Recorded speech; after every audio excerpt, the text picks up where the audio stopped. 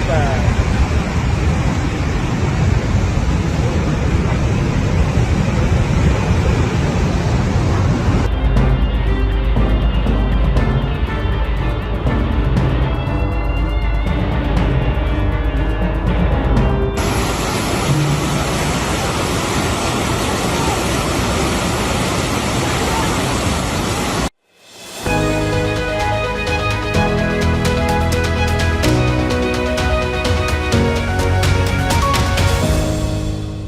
નેપાળ માટે લાગે કે જાણે કુદરત રીસાઈ ગઈ છે। નેપાળમાં જે પૂર આવ્યું અને પૂરના કારણે અત્યાર સુધીમાં 150થી વધારે લોકોના મૃત્યુનો આધિકારિક આંકડો જે છે તે સરકારે આપ્યો છે, પણ હજી 1500થી વધારે લોકો જે છે તે ગાયબ છે। તે લોકો અત્યારે ક્યાં છે કોઈ જતો પતો નથી। અને જો ભારતીયોની વાત કરવામાં આવે તો લગભગ 200થી વધારે ભારતીયો જે લોકો કૈલાસ માનસરોવરની યાત્રામાં ગયા હતા, કારણ કે અત્યારે પવિત્ર શ્રાવણ મહિનો ચાલી રહ્યો છે। મોટા ભાગે જે દેશના લોકો છે એ કૈલાસ માનસરોવરની યાત્રા આ સમય દરમિયાન કરતા હોય છે, કારણ કે શ્રાવણનો મહિનો છે, શિવજીનો મહિનો છે। પણ આ જે ઘટના આખી ઘટી છે એ ઘટના તિબેટ અને નેપાળની જે બોર્ડર છે તે બોર્ડર વિસ્તારની અંદર આ આખી ઘટના ઘટી છે। અને જે પહાડી ઉપરથી ગ્લેશિયર તૂટ્યું છે અને ગ્લેશિયર તૂટવાના કારણે જે નીચે ઝીલ બનેલી હતી, જે ત્યાં આગળ તળાવ જેવું હતું, એ તળાવની અંદર પડ્યું અને તેના કારણે જે ફોર્સફુલી પાણી આવ્યું અને તેણે નેપાળમાં સમગ્ર વિસ્તારની અંદર તબાહી મચાવી દીધી। જો વાત કરવામાં આવે, તમને દ્રશ્ય દ્વારા સમજાવું કે આખો ઘટનાક્રમ જે છે એ ઘટનાક્રમ કઈ જગ્યાએ થયો છે।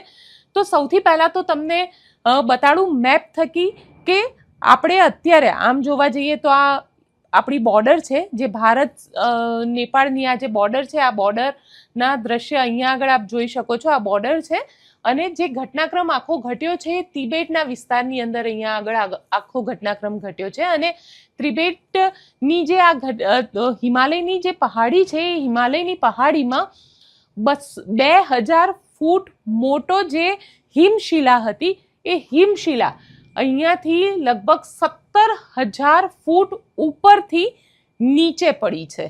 એટલે તમને એની ભયાવહતા કહું તો આપણા ઘરની ઉપર 1000 લીટરની આપણે ટાંકી રાખીએ છીએ, એ 1000 લીટરની ટાંકી જે સંપૂર્ણ રીતે ભરેલી હોય તેવી 2 લાખથી વધારે લીટરવાળું જે ટાંકી જે છે, 2 લાખથી વધારે લીટર પાણી ભરેલી ટાંકીઓ ત્યાં રાખવામાં આવે અને તેને 17,000 ફૂટ ઉપરથી નીચે ફેંકવામાં આવે અને પછી જે તબાહી થાય તે પ્રકારની તબાહી અહીંયા આગળ આપણને જોવા મળી છે। આજે અહીંયાથી આ જે ગ્લેશિયર છે તે ગ્લેશિયરથી તેની શરૂઆત થઈ છે અને જે નદી આવે છે અહીંયા આગળ તમે જોઈ શકો છો કે ભોદોકોશી નદી જે છે તે અહીંયા આગળ આવે છે અને આ જેટલા પણ વિસ્તારમાંથી આ નદી વહે છે એ સમગ્ર વિસ્તારની અંદર નેપાળમાં અત્યારે તબાહી મચેલી છે। ત્યાં આગળ સંપૂર્ણ આજુબાજુનો જે આખો આ વિસ્તાર છે તે વિસ્તાર તબાહ થઈ ગયો છે। હેલિકોપ્ટરથી ત્યાં આગળ રેસ્ક્યુ ચલાવવામાં આવી રહ્યા છે, લોકોને શોધવાનું કામ ચાલે છે। તમને યાદ હશે કે જે વખતે કેદારનાથની અંદર આ જ પ્રકારે જ્યારે પૂર આવ્યું હતું ત્યારે શું સ્થિતિ થઈ હતી અને કેદારનાથની અંદર જે રીતે ત્યાં આગળ તળાવ હતું એ તળાવ વરસાદ ખૂબ વરસ્યો જેના કારણે તળાવ હતું એ તળાવ તૂટી ગયું અને ત્યાંથી પછી પાણી જે છે એ કેદારનાથથી નીચે સુધી આવ્યું હતું અને તેના કારણે 500થી વધારે લોકોના મોત થયા હતા। ઘણા બધા લોકો ગાયબ થઈ ગયા હતા। જે મલબો હતો, કારણ કે જે વિસ્તાર છે એ હિમાલયનો વિસ્તાર છે, આ હિમાલયની પહાડીઓ છે ત્યાંનો આ વિસ્તાર છે, ત્યાં આગળ માટી પથ્થર આ બધું જ છે। એટલે જ્યારે એક સામટું પાણી આવે છે ત્યારે એ પાણી એ માટી પથ્થર બધું જ લઈને આવે છે અને તેના કારણે આ આખો જે વિસ્તાર છે એ દલદલીય વિસ્તાર થઈ ગયો છે।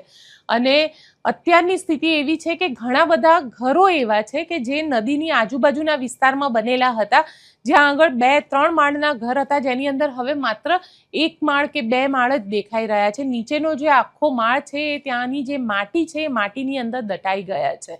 આ સ્થિતિ અત્યારે ઉદ્ભવી છે, એટલે કેટલા લોકોના મૃત્યુ થયા છે તે હજી પણ કહેવું અહીંયા આગળ શક્ય નથી। અને સાથે જ હવે ભારતીય સીમા જે કહી શકાય, કારણ કે આજે તમે અહીંયાથી નદીનું ઉદ્ગમ સ્થાન જોઈ રહ્યા છો, જે આપણે ભારતમાં પણ આવે છે અને બિહારના લગભગ 6 જિલ્લા અને યુપીના અમુક જિલ્લા આ બધાને અત્યારે એલર્ટ પર રાખી દેવામાં આવ્યા છે. ત્યાં આગળ નદીની અંદર આપણને જે ગંગા નદી છે, એ ગંગા નદીના ઘણા બધા જે જિલ્લા છે બિહારના, તે જિલ્લાઓની અંદર અત્યારે એલર્ટ રાખવામાં આવ્યું છે. જેમ કે પશ્ચિમી ચંપારણનો વિસ્તાર છે, ગોપાલગંજનો વિસ્તાર છે, સારણ છપરાનો વિસ્તાર છે, હાજીપુરનો આ જે વિસ્તાર છે, આ બધા જ જે વિસ્તાર છે તે વિસ્તારની અંદર અત્યારે એલર્ટ આપવામાં આવ્યું છે. ખુદ મુખ્યમંત્રી સમ્રાટ ચૌધરી જે છે એ પોતે આ વિસ્તારની અંદર અત્યારે ફરી રહ્યા છે, ત્યાં આગળ લોકો સાથે ચર્ચા કરી રહ્યા છે. કારણ કે જે પાણી આવ્યું છે ગઈકાલે, જ્યારે આ હિમશિલા જે છે એ હિમશિલા નીચે પડી તે વખતે, ત્યારબાદ જે રીતે આખો પાણીનો પ્રવાહ આવ્યો અને પ્રવાહ જે છે એ અહીંયા સુધી આપણને દેખાયો, એટલે જ્યાં સુધી એ પાણીનો પ્રવાહ જે છે તે ગંગા નદીમાં થઈને આવે છે ત્યાં સુધી આની અસર જે છે, કારણ કે લેવલ પણ હવે ગંગા નદીનું લેવલ જે છે તે પાણીનું જળસ્તર પણ વધી રહ્યું છે અને લોકોને એલર્ટ પર રાખવામાં આવ્યા છે. કારણ કે જ્યારે પણ નેપાળની અંદર વધારે વરસાદ આવે ત્યારે બિહારમાં અને યુપીની અંદર આપણને પૂર જેવી સ્થિતિ હંમેશા જોવા મળતી હતી. તે જ પ્રકારે સ્થિતિ હવે આપણને અહીંયા આગળ પણ જોવા મળશે, કારણ કે આ તિબેટનો વિસ્તાર છે. તિબેટના વિસ્તારમાં જે ચાઇનાની સાઈડ છે ત્યાં પણ લગભગ 500 લોકો અત્યારે લાપતા છે, તે પ્રકારની વાત કરવામાં આવી છે. એટલું જ નહીં, કૈલાસ માનસરોવરમાં જે લોકો યાત્રા કરવા માટે ગયા હતા તેમાંથી પણ ઘણા બધા લોકો જે છે તે હજી પણ લાપતા છે. તે લોકોના અહીંયા આગળ સંપર્ક નથી થઈ શક્યો. સાથે જ આપને એ પણ જણાવી દઉં, કારણ કે ગુજરાતના પણ ઘણા બધા લોકો કૈલાસ માનસરોવરની યાત્રા માટે ગયા હતા. તેમાંથી ઘણા બધા લોકો અત્યાર સુધી જે સરકારી આંકડા અમારી પાસે આવ્યા છે તેના પ્રમાણે 15થી વધારે લોકો સાથે હજી પણ સંપર્ક નથી થઈ શક્યો. એટલે સાથે સાથે સરકાર દ્વારા હેલ્પલાઇન જે છે તે હેલ્પલાઇન પણ આપવામાં આવી છે. સાથે તમને એક બીજા પણ દ્રશ્ય બતાડવાનો પ્રયત્ન કરીશ, જે આખી ઘટના ઘટી છે એ ઘટના કઈ રીતે ઘટી અને પહાડી ઉપર શું પરિસ્થિતિ થઈ તેનો તમને અહીંયા આગળ હું ખ્યાલ આપવાનો પ્રયત્ન કરું છું. કારણ કે આ જે વિડીયો છે, જે ગ્લેશિયર તૂટ્યો, અને કારણ કે અત્યારે ગ્લોબલ વોર્મિંગની જે સ્થિતિ છે, ગ્લોબલ વોર્મિંગની જે સ્થિતિના કારણે અહીંયા આપ જોઈ શકો છો કે જે પર્વત ઉપર બરફ હતો એ બરફનો આખો ભાગ જે છે એ તૂટ્યો અને તેના કારણે જે સ્થિતિ સર્જાઈ, જે નદીની અંદર પડ્યો અને ત્યાંથી જે પાણી આવ્યું, એણે નેપાળમાં આ જ રીતે આખી તબાહી મચાવી દીધી. જે નદીના કિનારા હતા બે બાજુ, તે વિસ્તારની અંદર આ બરફ આવ્યો અને તેના કારણે આખી તબાહી જે છે તે મચેલી છે. અને ઘણા બધા એવા દ્રશ્ય સામે આવ્યા, ઘણા એવા વિડીયો પણ સામે આવ્યા કે જેની અંદર મોટા ને મોટા પથ્થર જે છે, પથ્થરો પણ તરીને નદીની અંદર વહી રહ્યા છે. આ પ્રકારના દ્રશ્ય પણ સામે આવ્યા. એવા જ એક દ્રશ્ય સામે આવ્યા હતા જ્યારે કેદારનાથની અંદર આપણને ખબર છે કે જે રીતે ફ્લેશ ફ્લડ આવ્યું હતું અને કેદારનાથના મંદિરની પાછળ એક શિલા આવીને રોકાઈ ગઈ હતી અને તેના કારણે જે મંદિર છે તે મંદિરને કોઈ જ નુકસાન નહોતું થયું.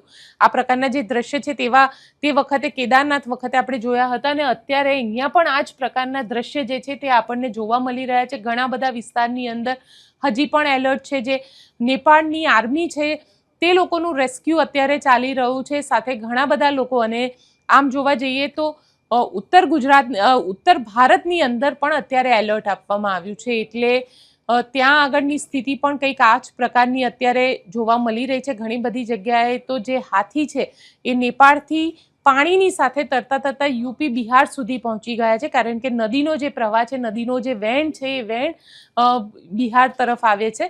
તો આ પ્રકારના દ્રશ્ય પણ આ નેપાળની ત્રાસદીની અંદર આપણને જોવા મળ્યા છે. આપને અમારો રિપોર્ટ કેવો લાગ્યો કોમેન્ટ બોક્સમાં ચોક્કસથી લખીને જણાવજો અને અમારી ચેનલ નિર્ભય ન્યૂઝને લાઇક, શેર અને સબસ્ક્રાઇબ કરવાનું ભૂલશો નહીં. આભાર.